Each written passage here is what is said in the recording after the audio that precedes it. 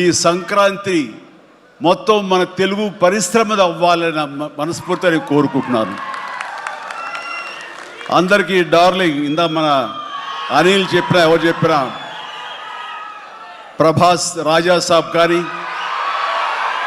అన్నయ్య అంటూ ఆప్యాయంగా పిలిచే నా తమ్ముడు రవితేజ సినిమా కానీ, అలాగే మా ఇంట్లో సరదాగా తిరుగుతూ చిన్నప్పటి నుంచి పెరిగినటువంటి శర్వానంద్, నారి నడుమ మురారి కానీ, నాకు గురువుగా నన్ను భావిస్తూ నా శిష్యుడిగా ఉన్న నవీన్ పోలిశెట్టి, వీళ్ళందరి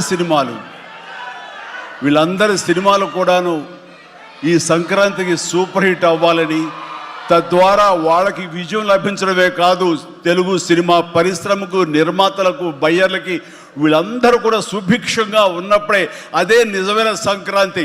ఆ సంక్రాంతి కావాలనే కోరుకుంటున్నాం, జరుగుతుందని ఆశాభావన వ్యక్తం చేస్తారు. అది మీరు ఇచ్చి తీరుతారన్నటువంటి ప్రగాఢ నమ్మకం అయితే నాకు ఉన్నది. ఈ 2026 సంక్రాంతి తెలుగు పరిశ్రమ మర్చిపోకూడదు.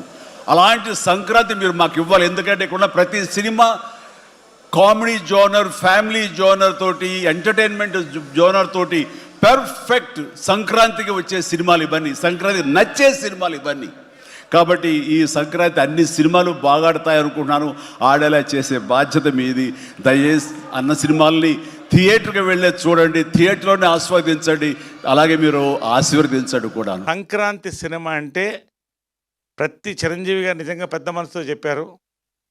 ప్రతి సినిమా సంక్రాంతికి బాగా ఆడాలని. నేను కొంచెం స్వార్థంగా చెప్తాను, అన్ని సినిమాల్లో కల్లా మాది బాగా ఆడాలి. అన్నీ బాగా ఆడాలి, అందులో మాది బాగా ఆడాలి. ఎవరికైనా ముందు స్వార్థం ముఖ్యం కొంచెం.